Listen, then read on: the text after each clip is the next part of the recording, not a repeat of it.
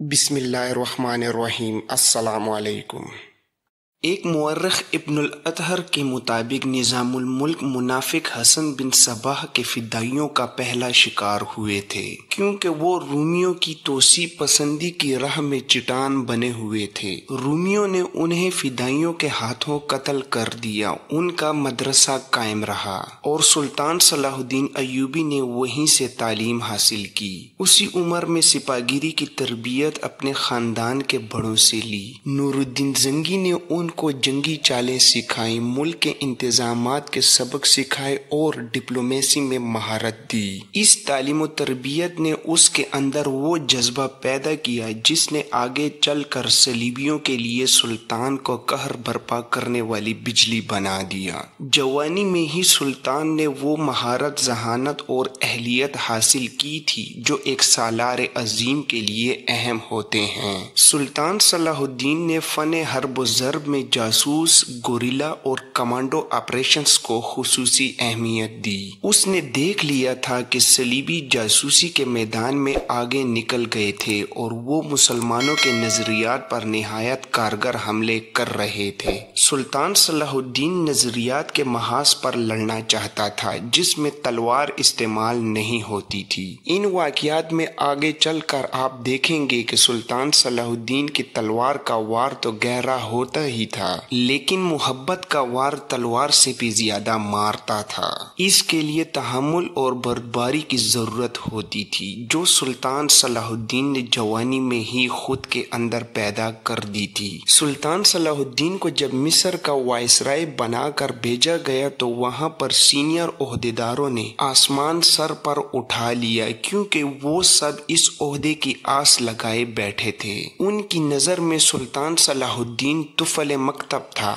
لیکن جب سلطان صلاح الدین نے ان کا سامنا کیا اور باتیں سنی تو ان کا احتجاج سرد پڑ گیا۔ یورپین مورخ لین پول کے مطابق سلطان صلاح الدین ڈسپلن کا بہت ہی سخت ثابت ہوا۔ اس نے تفریح، عیاشی اور آرام کو اپنے اور فوج کے لیے حرام قرار دیا۔ اس نے اپنی تمام جسمانی اور ذہنی قوت صرف اس میں خرچ کی کہ ملت اسلامیہ کو پھر سے ایک کر سکیں اور صلیبیوں کو یہاں کی سرزمین سے نکال سکے۔ سلطان صلاح الدین فلسطین پر ہر قیمت سے قبضہ کرنا چاہتا تھا اور یہی مقاصد سلطان صلاح الدین نے اپنی فوج کو دیے۔ مصر کا وائسرائے بن کر سلطان نے کہا، اللہ نے مجھے مصر کی سرزمین دی ہے اور اللہ ہی مجھے فلسطین بھی عطا کرے گا۔ مصر پہنچ کر سلطان پر انکشاف ہوا کہ اس کا مقابلہ صرف صلیبیوں سے نہیں بلکہ اس کے اپنے مسلمان بھائیوں نے اس کی راہ میں بڑے بڑے حسین جال بنا رکھے ہیں جو صلیبیوں کے عزائم اور جنگی قوتوں سے زیادہ خطرناک ہے۔ تو یہ تھا ہلکا سا تعارف لین پول کی نظر میں۔ مصر میں جنہوں نے سلطان کا استقبال کیا ان میں ایک ناجی نامی سالار بہت اہمیت کا حامل تھا۔ سلطان نے سب کو سر سے پاؤں تک دیکھا۔ سلطان کے ہونٹوں پر مسکراہٹ اور زبان پر پیار کی چاشنی تھی۔ بعض پرانے افسروں نے سلطان کو ایسی نظروں سے دیکھا جن میں طنز اور تمسخر تھا۔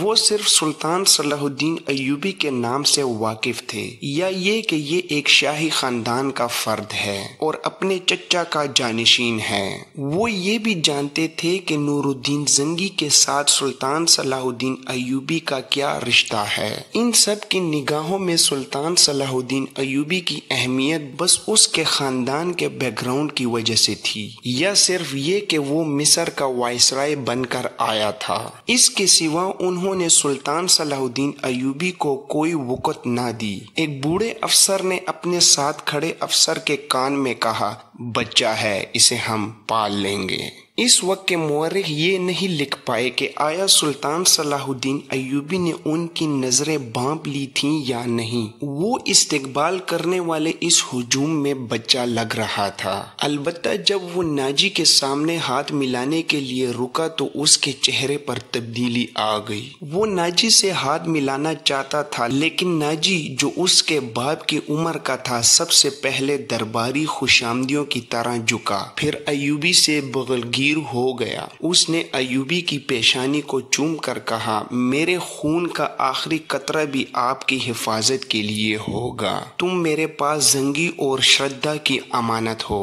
سلطان نے کہا، میری جان عظمت اسلام سے زیادہ قیمتی نہیں محترم، اپنے خون کا ایک ایک قطرہ سنبھال کر رکھیں، صلیبی سیاہ گھٹاؤں کی طرح چھا رہے ہیں۔ ناجی جواب میں مسکرایا جیسے سلطان نے کوئی لطیفہ سنایا ہو۔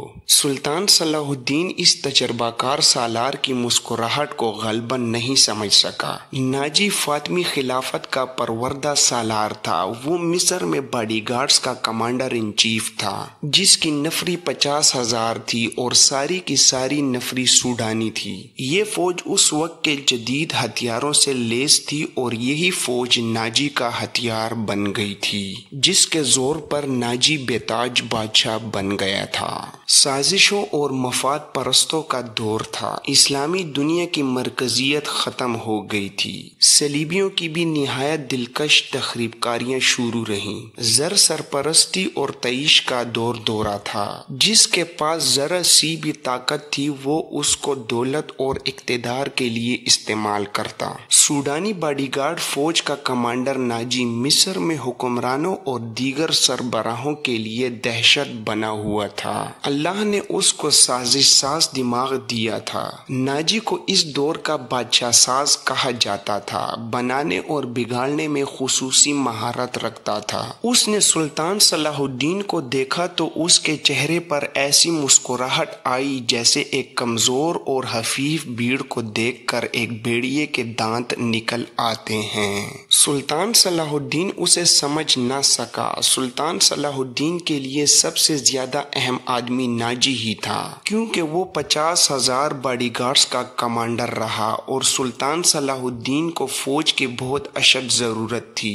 سلطان صلاح الدین سے کہا گیا کہ حضور بڑی لمبی مسافت سے تشریف لائے ہیں، پہلے آرام کر لیں۔ تو سلطان صلاح الدین نے کہا، میرے سر پر جو دستار رکھی گئی ہے میں اس کے لائق نہ تھا، اس دستار نے میری نیند اور آرام ختم کر دی ہے، کیا آپ حضرات مجھے اس چھت کے نیچے لے کر نہیں جائیں گے جس کے نیچے میرے فرائض میرا انتظار کر رہے ہیں؟ نائب نے کہا، کیا حضور کام سے پہلے طعام لینا پسند کریں گے؟ سلطان صلاح الدین نے کچھ سوچا اور اس کے ساتھ چل پڑا۔ لمبے ڈرنگے باڈی گارڈز اس عمارت کے سامنے 2 رویا دیوار بن کر کھڑے تھے جس میں کھانے کا انتظام کیا گیا تھا۔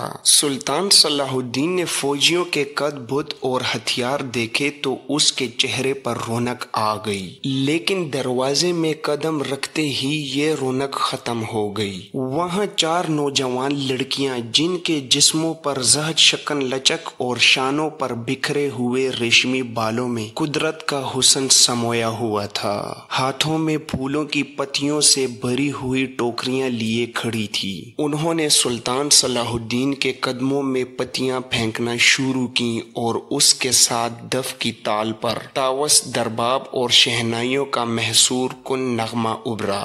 سلطان صلاح الدین نے راستے میں پھولوں کی پتیاں دیکھ کر قدم پیچھے کر لیے۔ ناجی اور اس کا نائب سلطان صلاح الدین کے دائیں بائیں تھے، وہ دونوں جھک گئے اور سلطان صلاح الدین کو آگے بڑھنے کی دعوت دی۔ یہ وہ انداز تھا جو مغلوں نے ہندوستان میں رائج کیا تھا۔ سلطان صلاح الدین پھولوں کی پتیاں مسلنے نہیں آیا، ایوبی نے ایسی مسکراہٹ سے کہا جو لوگوں نے بہت ہی کم کسی کے ہونٹوں پر دیکھی تھی۔